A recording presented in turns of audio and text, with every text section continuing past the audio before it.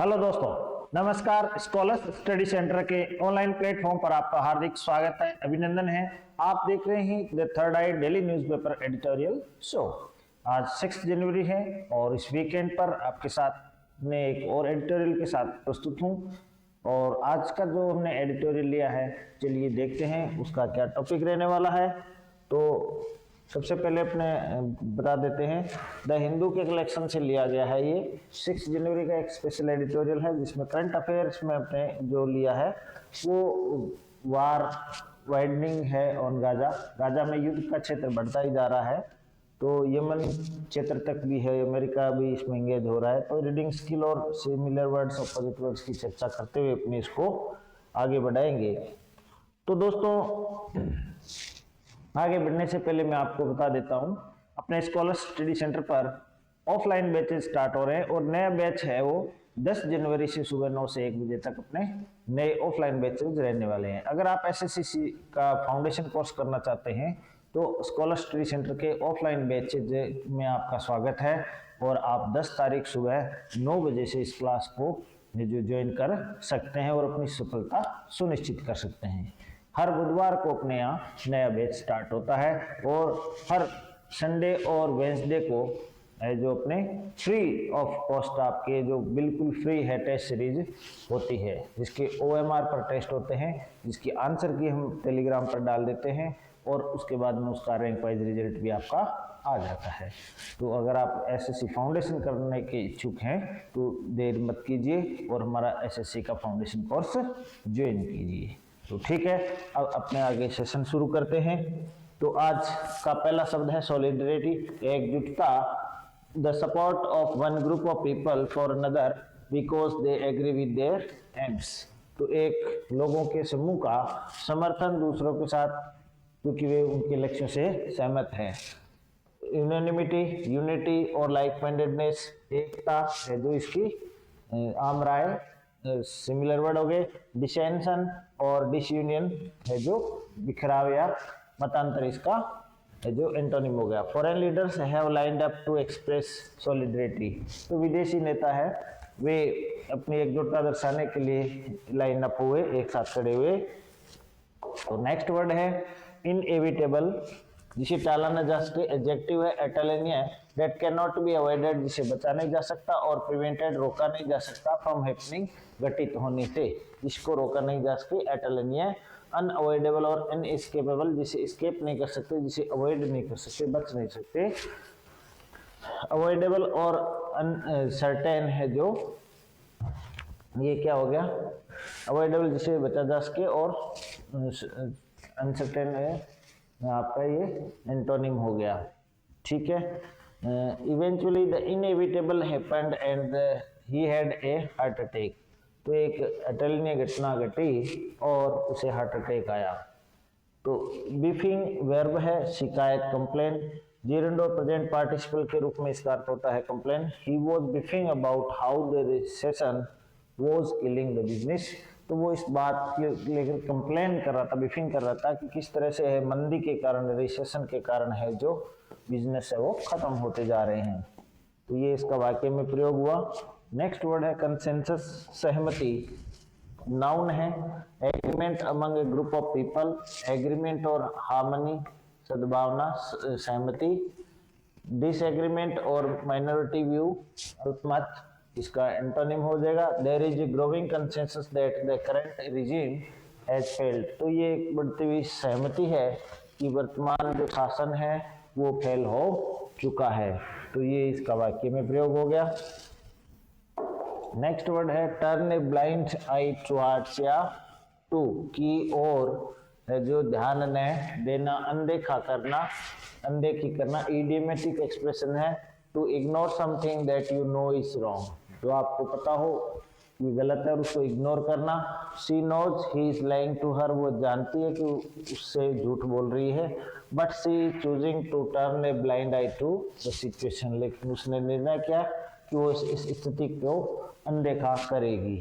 Debtor verb है रोकना, discourage करना someone from doing something bye insulting doubt, instilling doubt और फियर ऑफ द कॉन्सिक्वेंसेस। तो परिणामों के डर से या भय के कारण, किसी संदेह के कारण है जो किसी को हतोत्साहित करना, डेटर करना, रोकना, पुट ऑफ करना, डिस्करेज करना, एनकरेज और हार्टन करना, इसका एंटोनिम हो जाएगा। Only A health problem would debtor him from seeking री इलेक्शन। केवल स्वास्थ्य के कारणों से ही वो पुनर्निर्वाचन से है जो उसे कोई रोक सकता है, अदरवाइज उसे कोई नहीं रोक सकता। ये इसका हुआ वाक्य में प्रयोग। अब अपने देखते हैं इसका है जो ये widening war on the Gaza going से लेकर के गल्फ ऑफ एडन तक है जो ये, इसको पहले आप पूरा पढ़ लें, इसका स्क्रीनशॉट ले लें।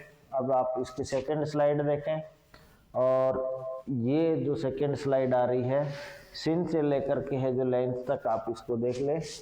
तत्पश्चात आप इसको है जो आगे बढ़ते हुए तीसरी स्लाइड को देखें और इस पूरे को पढ़ें, शुरू से लास्ट तक ग्रेस्प कर लें, बट से लेकर के रेड सी तक। उसके बाद में आप इस नेक्स्ट स्लाइड को देखें और इसे कंप्लीट करें।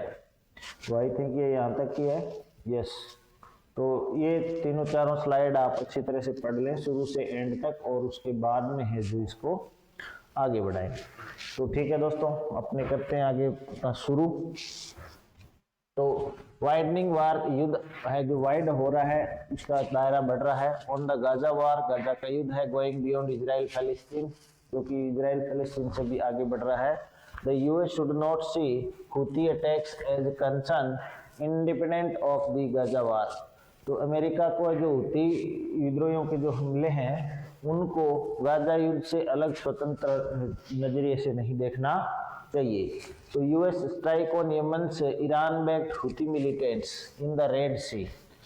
रेड सी, लाल सागर के अंदर हुती जो मिलिटेंट है, सैन्य विद्रोही गुट है जो कि ईरान समर्थित है। बैक्ड का मतलब है समर्थित, तो समर्थित, ईरान समर्थित जो हुती मिलिटेंट सैन्य विद्रोही हैं, उन पर जो यमन के जो विद्रोही है उन पर अमेरिका का जो हमला है, while they were attacking a container ship, जबकि वो एक कंटेनर जहाज पर हमला कर रहे थे, is the latest sign, ये एकदम नवीनतम संकेत है। साइन है, साइन का मतलब यहाँ संकेत है, तो ये एक नवीनतम संकेत है that the Gaza war is widening beyond Israel Palestine, कि गाजा का युद्ध है वो इजराइल फलस्तीन से भी आगे बढ़ रहा है। 3 हुती बोट्स वर संक, 3 हुती नावों को डुबो दिया गया। सिंक की सेकंड फॉर्म होती है सिंक, सैंक, और संक थर्ड फॉर्म है। ये पैसिव स्ट्रक्चर है। एंड 10 मिलिटेंट्स किल्स, और 10 मिलिटेंट सैन्य विद्रोही मारे गए। In a rare close combat with the rebels, एक बहुत ही दुर्लभ निकटतम लड़ाई के अंदर, कॉम्बैट यानी संघर्ष, लड़ाई, तो युद्ध होता है, कॉम्बैट होता है, संघर्ष में मारे गए। विद द रिबेल्स, विद्रोही हैं, who control much of Yemen, जो कि ज्यादातर यमन को कब्जे में किए रहे। तभी यहाँ पर विद्रोही आया है, सैन्य विद्रोही, सैन्य विद्रोही। सो द हुती से, हुती कहते हैं दैट टू एक्सप्रेस सॉलिडरिटी, कि उन्होंने ऐसा इसलिए किया, to express solidarity with the Palestine, कि वो फिलिस्तीन के साथ में अपनी एकजुटता दर्शा रहे हैं, तो इसलिए उन्होंने ऐसा किया है। Palestinians they would continue to attack commercial vessels, vessels का मतलब होता है जहाज, तो ये व्यापारिक जो वाणिज्यिक जहाज है उन पर हमला करना फिलिस्तीन के साथ अपनी सॉलिडरिटी जताने के लिए जारी रखेंगे। कौन से जहाज? दैट पासिंग थ्रू द बाब अल मंदेब स्ट्रेट, जो कि बाब अल मंदेब स्ट्रेट से जो गुजरते हैं, through which the Red Sea opens into the Gulf of Aden, जो जहां से है जो लाल सागर है गल्फ ऑफ एडन की खाड़ी में खुलता है। यानी ये लाल सागर है और इधर है जो गल्फ की खाड़ी है, तो इसके अंदर है जो ये रूट इनका बनता है। तो इस पर वो हमला करना जारी रखेंगे। ऐसा गाजा के साथ अपनी सॉलिडरिटी जताने के लिए वो कह रहे हैं कि हम करने वाले हैं। सिंस लेट नवंबर से ही at least 20 commercial tankers have come under Houthi attacks, कम से कम 20 है जो व्यापारिक टैंकर है वो हुतियों के हमले का शिकार हुए हैं। Including a chemical vessel of the Indian coast, एक केमिकल वेसल भी था, जहाज भी था जो कि भारतीय ऑफ शोर है जो कोस्ट पर भी हमला हुआ। Forcing some of the world largest shipping companies, forcing का मतलब बाध्य करते हुए, तो दुनिया की सबसे ज्यादा बड़ी जो शिपिंग कंपनियां हैं उनको बाध्य करते हुए, बाध्य करते हुए,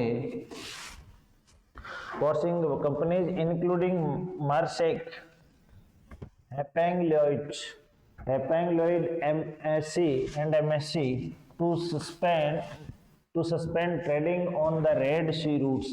तो जिसमें मर्सेक, हैपिंग lloyd और MSC जैसी बड़ी बड़ी कंपनियां हैं, इनको भी क्या करना पड़ा, लाल सागर के रूट पर है जो बंद करना पड़ा, उसको सस्पेंड करना पड़ा।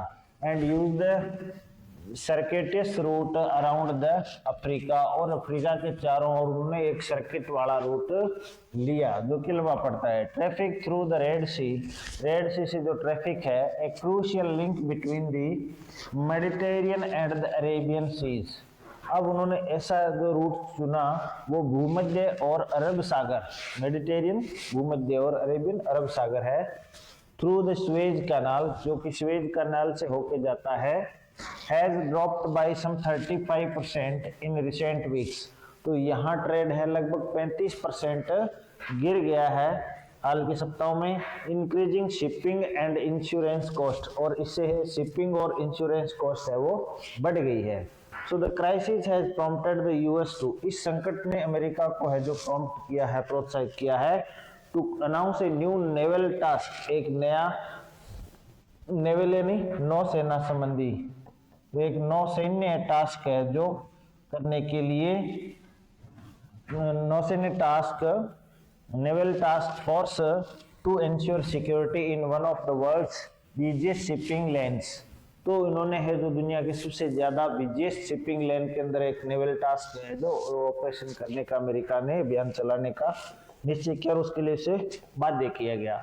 But the US attempt to deal with the Houthi threats as a standalone security crisis might run into its own limitations। लेकिन मुद्दे की बात यह है कि अमेरिका के जो हुती जो थ्रेट है, जो संकट है, धमकी है, खतरा है, तो थ्रेट का मतलब हुआ खतरा, तो ये जो हुती विद्रोहियों का जो खतरा है इसको स्टैंड अलोन, एक अकेला अलग ही संकट मान लेना, क्राइसिस मान लेना, तो इसकी बहुत ही सीमाएं हैं, अपनी सीमाएं हैं। No Red Sea basin country has joined US-led task force। किसी भी लाल सागर के जो बेसिन वाले देश हैं उसने अमेरिकी टास्क वाले जो नेतृत्व की जो फोर्स है उसको, अमेरिकी नेतृत्व में इस फोर्स को नहीं ज्वाइन किया है। Which includes even Egypt, जिसमें इजिप्ट भी है, whose economy has taken a hit due to the drop in the Suez traffic। और स्वेज कैनाल में ट्रैफिक कम होने से उसकी अर्थव्यवस्था भी है जो कुछ कमजोर पड़ी है। So this shows the growing anger, anger in नाराजगी, तो ये बढ़ती हुई नाराजगी को भी जाहिर करता है। इन द अरब वर्ल्ड, जो कि अरब वर्ल्ड में है, टुवर्ड्स द बाइडेन एडमिनिस्ट्रेशन, जो कि बाइडेन, जो जोसेफ बाइडेन का जो प्रशासन है उसकी अनकंडीशनल सपोर्ट है, बिना शर्त जो समर्थन है, किसके लिए, for Israel's offensive in Gaza, Israel के जो हमले हो रहे हैं गाजा पर, उस पर बिना शर्त अमेरिका का जो समर्थन है उससे अरब वर्ल्ड में नाराजगी है। Which has killed at least 22,000 people in the 11 weeks, जिसमें 11 सप्ताह में कम से कम 22,000 लोग मारे जा चुके हैं। So the Houthi control of Yemen Red Sea coast, Yemen का जो अरब सागर का तट है वहां पर हुतियों का जो नियंत्रण है, including the port of Hodeidah जो बंदरगाह है उस पर नियंत्रण भी है। Which is some 250 kilometres north of the Bab al Mandeb, जो कि बेब अल मंदेब के उत्तर में है, लगभग 250 किलोमीटर उत्तर में है। Just 29 kilometre wide in at its narrowest points, जो कि अपनी संकरी से संकरी जगह मात्र 29 किलोमीटर का जो संकरा एक गलियारा है। gives them a natural advantage in carrying out sea denial attacks, वो उन्हें एक प्राकृतिक लाभ देता है जहां वे अपने जो समुद्री जो अटैक्स है वहां उन्हें डिनाई करते हैं। In and around the straight, और उस जो जल डमरू के आसपास। So over the past few weeks, पिछले कुछ सप्ताह से the US has shot down several Houthi missiles. America ने कई सारे हूती मिसाइलों को मार गिराया है and drones over the Red Sea, लाल सागर के अंदर, फिर भी वो उन हमलों को पूरी तरह से खत्म नहीं कर सका है। तो कारण क्या है? But that has not stopped the Houthis from launching new attacks. लेकिन अमेरिका के कई मिसाइलों को मारने के बावजूद भी वो हूतियों को है जो नए मिसाइल हमले करने से नहीं रोक पाया है। So even if the US carries out air strikes in Yemen, यहाँ तक कि अमेरिका है यमन में है जो एयर स्ट्राइक भी कर रहा है, हवाई हमले भी कर रहा है, इट इज नॉट क्लियर, ये भी स्पष्ट नहीं है whether aerial attacks could deter the Houthis, की क्या हवाई हमले हैं हूतियों को डिटर कर पाएंगे, रोक पाएंगे उन्हें। So who survived intense Saudi bombing for several years, जिन्होंने सऊदी की जो सघन बमबारी थी उसमें भी वो सरवाइव किए थे कई वर्षों तक।